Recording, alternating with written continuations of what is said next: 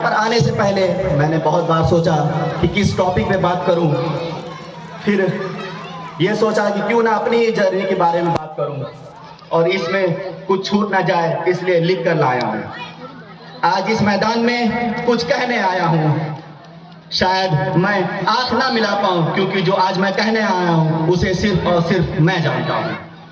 लोग आज मुझे डॉक्टर असफर जमाल एक यंग न्यूरोसर्जन कहते हैं, पर आज मैं यहाँ अपना व्हाइट कोट उतारकर मझौरा का वो नालायक बेटा बनकर खड़ा हूँ जिसे कुछ स्कूल की दीवारों ने एवरेज कहकर ठुकरा दिया था।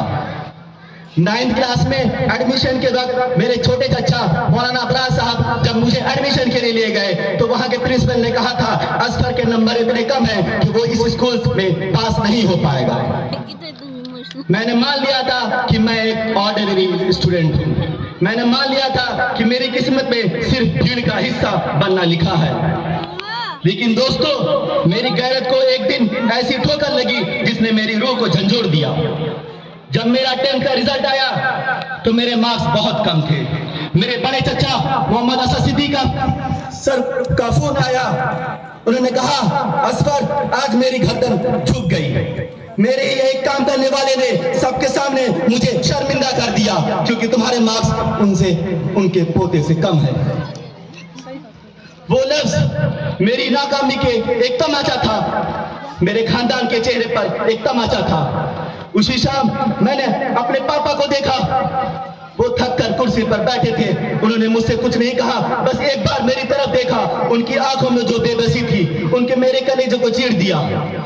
अपनी माँ से मैं आंख नहीं मिला पा रहा था और घर वालों को सामने जलील और बेबस महसूस कर रहा था। मैंने उस रात अंधेरे कमरों में घुटनों के बल ये ओहद लिया था कि ये दिन दोबारा नहीं देखना पड़ेगा। किसी ने यह खूब कहा है, मंजिल से आगे बढ़कर मंजिल तलाश कर, मिल जाए तुझको दरिया तो समुंदर तलाश कर। मैंने 11th में अपनी जिद शुरू की। मेरे उस्ताद ने मुझसे कहा था, असफर अगर पढ़ नहीं पा रहे हो तो मत पढ़ो, लेकिन रोज 2 घंटे उस किताब के सामने इबादत की तरह बैठो, सिर्फ पन्ने पलटो, पर उस कुर्सी से मत उठना। मैंने वही किया। वो 2 घंटे मेरी जिंदगी का टर्निंग पॉइंट बन गया। उन 2 घंटों में अपने आलस का कत्ल किया। नतीजा वही बिलो एवरेज लड़का 12th में डिस्ट्रिक्ट टॉपर लिस्ट में था।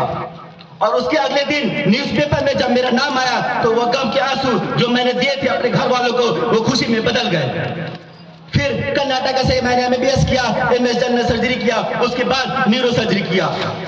ये डिग्री को पाने में बहुत सी मुश्किलात का सामना हुआ। अल्हम्दुलिल्लाह उन सबको अल्लाह ताला ने आसान किया और आज मैं यहाँ एक न्यूरो सर्जन बनकर आपके सामने खड़ा हूँ। आज मैं इस इंसान के दिमाग की उन गहराइयों में उतरता हूँ जहाँ 1 मिलीमीटर की चूक मौत बन सकती है। दोस्तों, लोग पूछते हैं न्यूरोसर्जन होना क्या है। ये सिर्फ ऑपरेशन करना नहीं है, ये उम्मीदों को मौत के मुंह से वापस लाना है। मुझे याद है बहुत सी वो आंखें जो मैंने 7 से 8 महीने में देखी, चाहे वो एक बच्ची हो, किसी के माँ बाप हो, किसी के भाई हो, मरीज कोमा में रहता है, उसके घर वाले हॉस्पिटल के फर्श पर बैठकर रोते हैं, दुआ करते हैं, और जब ऑपरेशन के बाद वही पेशेंट कोमा से बाहर आता है तो वो सुकून और दरिया सुकून की दुनिया हर दौलत से पड़े रहती है। अल्लाह ताला कुरान में फरमाता है, जो एक इंसान की जान बचाए मानो उसने पूरी इंसानियत की जान बचाई। उस वक्त मुझे एहसास होता है कि वो मेरे 2-2 घंटे की मेहनत क्यों जरूरी थी। अगर मैं उस दिन कुर्सी से उठ गया होता तो आज एक घर का चिराग गुल हो गया होता। जरूर नहीं कि हर मरीज की जान बच जाए, पर जब कोई मरीज की जान नहीं बच पाती तो उस रात को नींद नहीं आती, एक बेचैनी रहती है। वो मरीज नहीं, किसी के घर का चिराग बुझ गया। लेकिन मेरे प्यारे बच्चों, आज मैं सिर्फ आपको डॉक्टर बनने के लिए कहने नहीं आया हूँ। एक डॉक्टर सिर्फ एक मरीज को बचाता है, एक न्यूरोसर्जन एक शहर का काम आता है, पर मुझे आप में से वो सूरज चाहिए जो पूरे मुल्क के रोशन करे। आप सिर्फ डॉक्टर क्यों बनना चाहते हो? आप आलिम बनो, आप पूरे दुनिया में इल्म से दूसरों की जिंदगी सुधारो। आप डिस्ट्रिक्ट मजिस्ट्रेट बनो ताकि एक कलम की साइन से हजारों गरीबों की किस्मत बदल जाए। आप साइंटिस्ट बनो ताकि इंडिया का नाम रोशन हो जाए।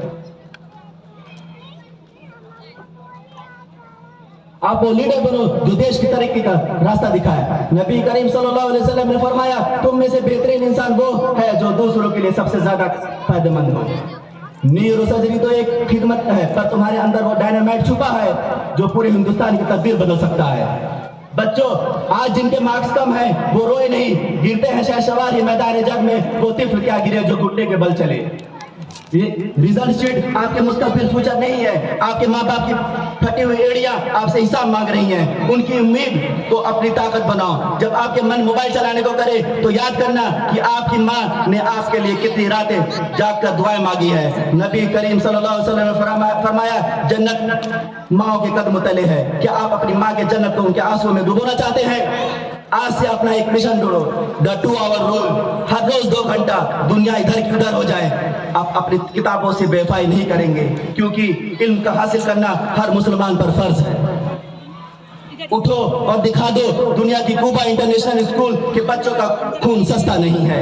हम वही हैं जो पत्थरों को चीरकर रास्ता बनाते हैं। हम वही हैं जो जीरो से शुरू करके हीरो बनते हैं। डॉक्टर APJ अब्दुल कलाम ने कहा था, सपने वो नहीं होते जो आप नींद में देखते हैं, सपने वो होते हैं जो आपको सोने नहीं देते। क्या आप अपने सपने को सोने देते हैं? अपने अंदर वो आग जलाओ कि नींद हराम हो जाए। जब तक आप DM ना बन जाओ, जब तक आप साइंटिस्ट ना बन जाओ, आलिम ना बन जाओ, जब तक आप अपने माँ बाप का सर फख्र से ऊंचा ना कर दो। आखिरी शेर आप सबके लिए, तू शाहीन है, परवाज़ है काम तेरा, तेरे सामने आसान और भी है।